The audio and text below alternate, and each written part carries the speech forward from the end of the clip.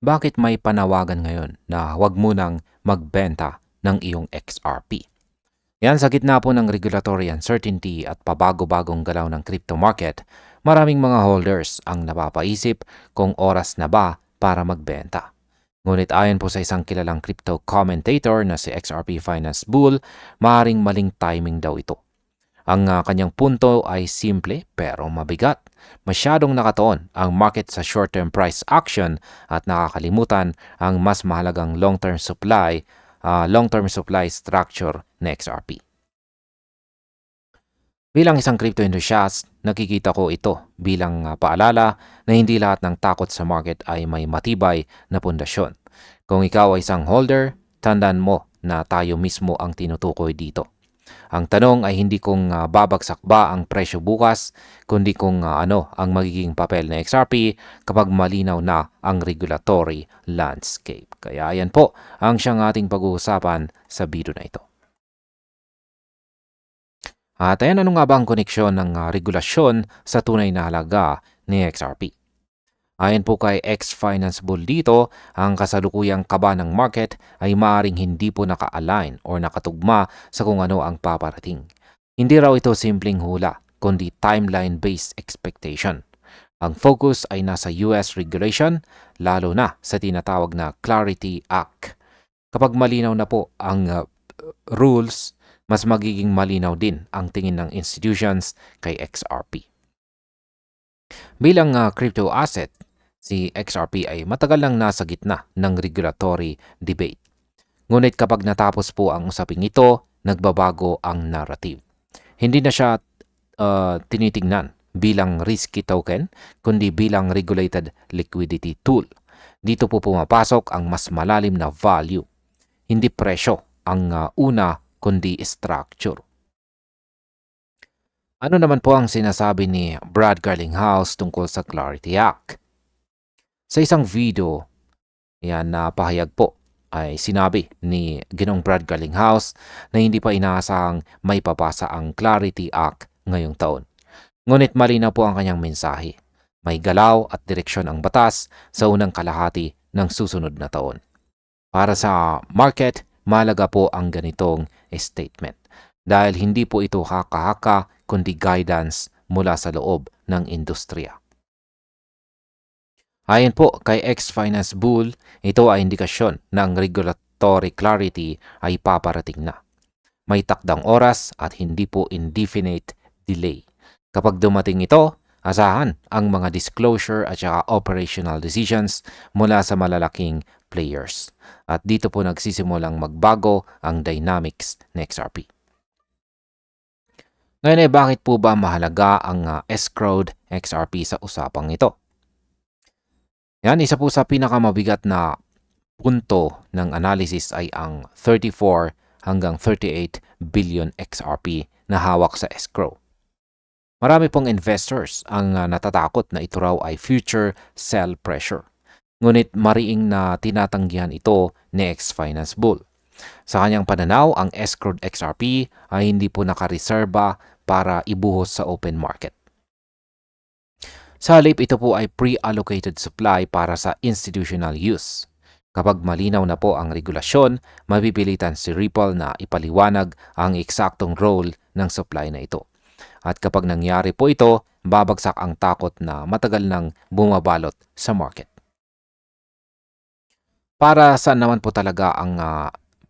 po talaga naka-destinasyon ang escrowed XRP? Ayon po sa interpretasyon, ang escrowed XRP ay nakalaan para sa bank settlement corridors, sovereign payment rails at saka global liquidity infrastructure. Ibig sabihin, hindi pang speculative trading, kundi pang gamit sa financial systems na nangangailangan ng tuloy-tuloy at malaking liquidity. Kapag ginamit po si XRP sa ganitong paraan, hindi po siya basta-basta ibinebenta. Siya ay umiikot bilang functional asset. Para po sa mga holders, malagang maintindihan natin ito. Dahil ang supply na ito ay maaring malak sa operations at hindi po bumalik sa mga exchanges. Sa ganitong senaryo, kumukonti ang liquidity supply na pwede pong bilhin ng retail market. Ngayon ay paano po nagiging maling interpretasyon ang takot ng market ngayon? Ang kasalukuyang fear or takot sa market ay nakasentro sa ideya ng isang malaking sell-off. Ngunit ayon kay ex-finance bull, maaaring hindi ito mangyari kailanman. Sa halip, ang escrow ay parang reserbang tubo or reserve na kita ng financial system. Hindi po siya bomba, kundi plumbing. Kapag nailabas na ang opisyal na escrow roadmap, magbabago ang pagpipresyo ng market. Hindi na ito base sa speculation, kundi sa institutional absorption. Dito po nagsisimulang lumipat ang narrative mula sa volatility papunta sa utility. At kapag nangyari po ito, maaaring mabilis ang repricing ng XRP. Ngayon ay ano naman ang posibleng epekto nito sa presyo at market behavior. Ayan, kapag malinaw na ang regulasyon at malinaw na rin ang gamit ng escrowed XRP, nag-iiba po ang galaw ng market. Hindi na po retail emotion ang nangingibabaw, kundi institutional demand. Sa ganitong setup, ang liquidity ay kinokontrol ng usage at hindi ng panic selling. Para po sa mga traders, maaaring may short-term swings. Ngunit para po sa mga holders at hodlers, mas nagiging malinaw ang long-term picture. Ang presyo po ay nagsisimulang sumunod sa structural demand, hindi po sa chismis o takot. At dito nagiging kritikal ang desisyon kung magbebenta ka ba ngayon o maghihintay. At bilang panghuli ay ano naman po ang aking masasabi tungkol dito.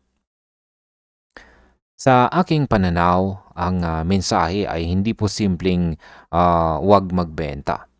Ang mensahe ay unawain muna ang structure bago kumilos. Sa XRP ay nasa yugto kung saan ang regulatory clarity ang siyang susi. Kung dumating ito, maaari pong magbago ang supply perception sa isang iglap. Ang escrow na kinatatakutan ngayon ay maaaring maging dahilan ng mas matatag na valuation bukas. Hindi po ito garantiya ng instant na gains or kita. Ngunit malinaw na may long-term logic ang panawagan ni ex-finance bull dito. Kaya bago po tayo magdesisyon, itanong muna natin sa ating sarili na nagbebenta ba tayo dahil sa takot o dahil malinaw ang fundamentals. Kaya yan po yung kanyang aktual na sinabi rito, XRP holders, if you're thinking about selling your XRP right now, think again. Yan, pag-isipan daw po natin ulit. At ayun, hanggang dito na lamang po tayo sa video na ito mga ka-crypto. Maraming salamat sa panonood.